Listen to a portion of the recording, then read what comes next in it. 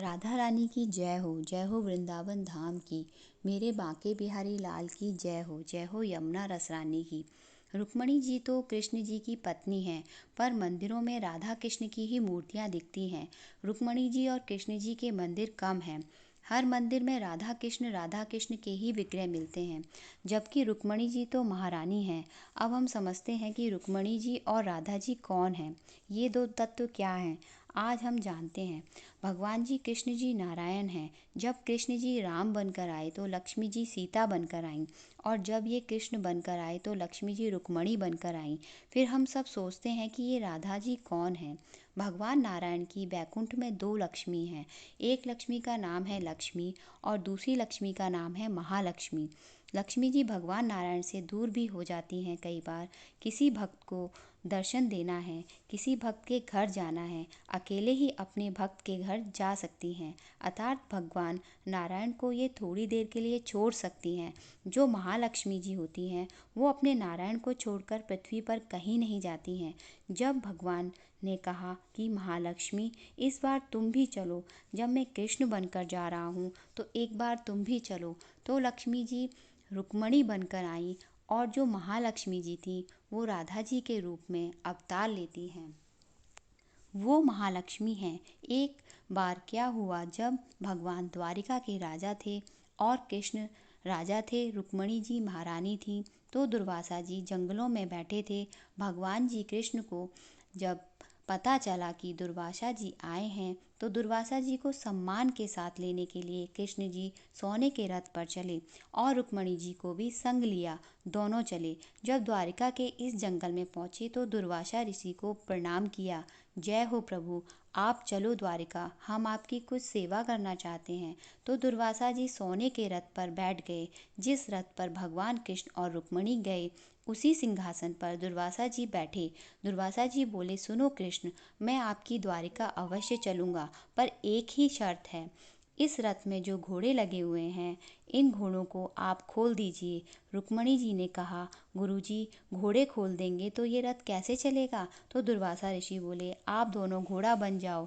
अब रुक्मणी जी को पसीना छूटने लगा कि हे भगवान, ये रथ हम कैसे चलाएंगे। भगवान तो भगवान हैं। खोल दिया घोड़ों को और स्वयं दोनों रथ में लग गए। एक तरफ रुक्मणी जी, एक तरफ कृष्ण जी, दोनों रथ खींचने लगे। रुक्मणी जी बड़ी सुकुमारी हैं।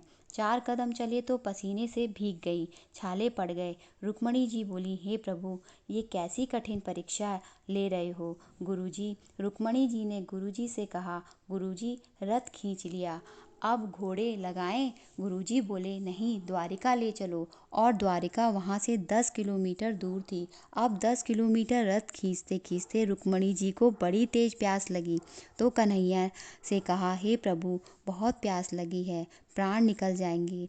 रथ चलाती जा रही हैं, रथ खींचती जा रही हैं, प्राण निकले जाएंगे, ऐसा बोलती जा रही हैं। कृष्ण जी बोले, ठीक है, पानी पिला दें। बोली, पिला दो। तो कृष्ण जी ने रथ को लिए लिए पैर का प्रहार किया जमीन में, तो चरण गंगा प्रकट हो गई।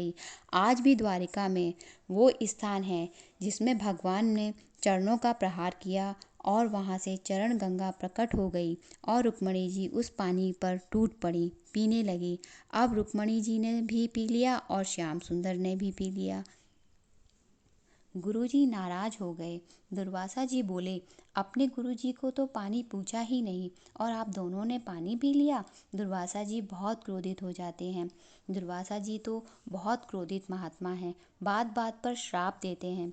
बोले कि जाओ, हम तुमको श्राप देते हैं। रुक्मणी जी को श्राप दिया कि तुम कृष्ण से बहुत प्रेम करती हो, गुरुजी को पानी पिलाए बिना पानी पी लिया, जाओ, तुम्हारा कृष्ण से वियोग हो जाएगा। कुछ वर्षों का आज भी वो स्थान है जहाँ रुक्मणी जी कृष्ण जी से अलग रहीं। कुछ वर्षों तक श्राप के कारण, लगभग 1 वर्ष तक, और भगवान श्री कृष्ण को श्राप दिया कि अरे कृष्ण, आपने गुरुजी को पानी पिलाए बिना पानी पी लिया, जाओ, हम आपको भी श्राप देते हैं कि आपकी द्वारिका में पानी नहीं होगा। आपने हमें पानी नहीं पिलाया। आज भी द्वारिका में पीने के लायक पानी नहीं है। आज भी द्वारिका में कोई खुदाई करता है तो बहुत खारा पानी निकलता है, पीने के योग्य नहीं है। आज भी द्वारिका में पानी बाहर से आता है। फिर दुर्वासा जी द्वारिका गए, फिर उनकी पूजा हुई और जब कलयुग आया, जब मंदिर मंदिर बनाए गए कृष्ण जी के, कोई बोला मंदिरों में रुक्मणी जी को रखो कृष्ण जी के बाजू में, और कोई बोला राधा जी को रखो। अब ये निर्णय नहीं हो पा रहा था कि मंदिरों में कृष्ण जी के संग रुक्मणी जी रखें या राधा जी को बिठाएं। तो दुर्वासा जी ने निर्णय लिया कि सुनो, मैंने दोनों को देखा है। दुर्वासा जी बोले, मैंने रुक्मणी जी के स्वभाव को भी देखा है और मैंने राधा जी के स्वभाव को भी देखा है।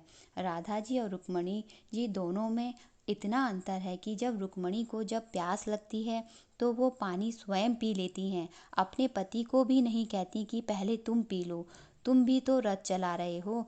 प्यास लगी तो रुक्मणी जी थोड़ी देर कृष्ण जी को भूल गईं, पानी पीने में कृष्ण जी को भूल जाती हैं। और धन्य है राधा, जो 100 वर्ष तक कृष्ण जी के प्रेम में बिना पानी पिए, बिना भोजन किए, बस कृष्ण के प्रेम का प्याला पीते पीते जिंदा रहीं। कृष्ण के प्रेम में रुक्मणी और राधा में दुर्वासा ऋषि निर्णय लेते हैं कि मंदिरों में राधा और कृष्ण को बिठाओ, क्योंकि राधा प्रेम का स्वरूप हैं। और आने वाले कलयुग में लोग यह जानेंगे कि भगवान को प्राप्त करना है तो प्रेम राधा जैसा होना चाहिए।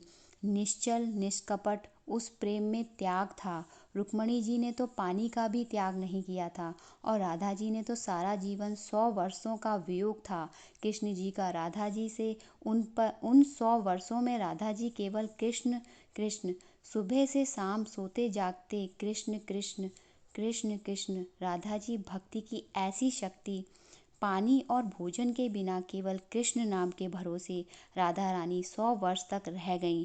और पानी के बिना रुक्मणी जी 10 किलोमीटर भी ना चल सकी। तो राधा जी का प्रेम ज़्यादा है, इसलिए समाज ये दुनिया को यह सिखाना चाहिए कि कृष्ण जी से प्रेम कैसा हो, राधा जी जैसा हो। इसलिए राधा कृष्ण के मंदिर हैं, रुक्मणी जी और कृष्ण जी के मंदिर कम हैं।